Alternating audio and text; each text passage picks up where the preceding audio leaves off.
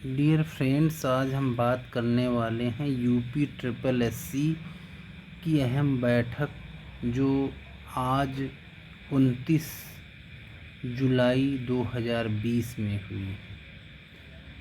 और अब धीरे धीरे यूपी ट्रिपल एससी जो प्रतिभागी हैं, जो परीक्षार्थी हैं, जो चयनित बेरोज़गार हैं, उन्होंने इतना दबाव बनाया, इतना प्रेशर बनाया है कि यूपी ट्रिपल एससी की कम से कम इतने दिनों बाद पुनः बैठक हो रही है। इसका श्रेय उन सभी छात्रों को, उन सभी परीक्षार्थियों को, उन सभी चयनित बेरोज़गारों को जाता है जो ट्विटर के माध्यम से और विभिन्न माध्यम से अपनी बात लगभग मीडिया के, चाहे वो उत्तर प्रदेश का मीडिया हो, यूपी तक हो, या एनडीटीवी हो,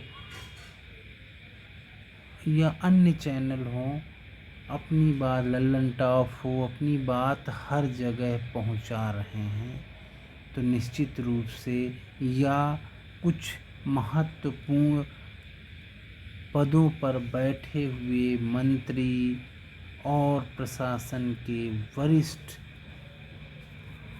जो इस भर्ती में अहम योगदान उन चयनित छात्रों को राहत दे सकते हैं।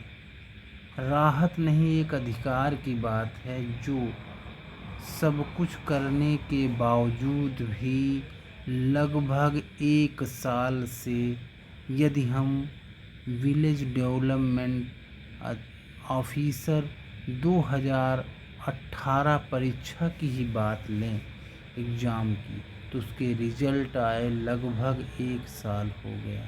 देखिए कितनी बड़ी विडंबना है उत्तर प्रदेश की कि किसी एक उसी सरकार के अंतर्गत भर्ती की प्रक्रिया स्टार्ट होती है और उसी प्रशासन के तहत करप्शन के, नकल के चार्जेस लगते हैं। उसी सरकार के मंत्री द्वारा जांच कराई जाती है और वह जांच 6 महीने में पूर्ण होती है। उसके बाद वीडियो 2018 के सत्यापन की डेट, लंबी डेट दी जाती है, लगभग 2 महीने। लेकिन उसी समय ये महामारी कोविड-19 आ जाती है। देखिए उसी मंत्री ने जांच पूर्ण होने के बाद सत्यापन होता है और पुनः जैसे सो करके पुनः जगना, मतलब कि ये किस तरह से तंत्र काम कर रहा है ये समझ में नहीं आ रहा। उन बेरोज़गारों को, उन चयनित बेरोज़गारों का, कि कैसे ये आगे बढ़े। तो इसी को ध्यान में रखते हुए ये, क्योंकि अभी कोविड-19 के कारण धरना नहीं कर सकते हैं, आमरण अनशन नहीं कर सकते हैं चयनित बेरोज़गार, उनकी मजबूरियों का फ़ायदा प्रशासन उठा रहा है और उन चयनित बेरोज़गारों को नौकरी से इतना डिले किया जा रहा है। लेकिन कुल मिलाकर के यह स्पष्ट है कि ये भर्ती तो पूर्ण होगी और इसमें कुछ और भी कि ये भर्ती रद्द हो, पुनः परीक्षा होगी, तो ऐसा संभव नहीं है। इसमें इतनी बड़ी धांधली नहीं हुई है। बस प्रश्न ये उठता है कि सरकार के ही मंत्री द्वारा एक बार 6 महीने तक जांच पूर्ण होने के बाद पुनः एसआईटी की क्या ऐसी आवश्यकता पड़ी कि उस पर जांच बैठा दी गई। इसीलिए चयनित बेरोज़गार वीडियो 2018 के परेशान हैं कि किस माध्यम से अपनी बात हम सरकार तक पहुंचाएं और यह भर्ती, उनको नियुक्ति पत्र दिए जाएं, जल्दी से डॉक्यूमेंट सत्यापन हो करके नियुक्ति दी जाए और वास्तव में इसकी आवश्यकता है। बहुत सारी वैकेंसी जितनी आई थी 2 सालों में उससे कहीं ज़्यादा वैकेंसी क्रिएट हो गई, उसमें खाली हो गई, कर्मचारी रिटायर हो गए, बहुत सारे पद और खाली हो गए। तो इन सब को देखते हुए भर्ती तो पूर्ण होगी निश्चित रूप से, लेकिन इसमें जो मेहनत किए हैं जो छात्र वो परेशान हैं, परेशानी जायज़ है, लेकिन उनका अहित नहीं होगा।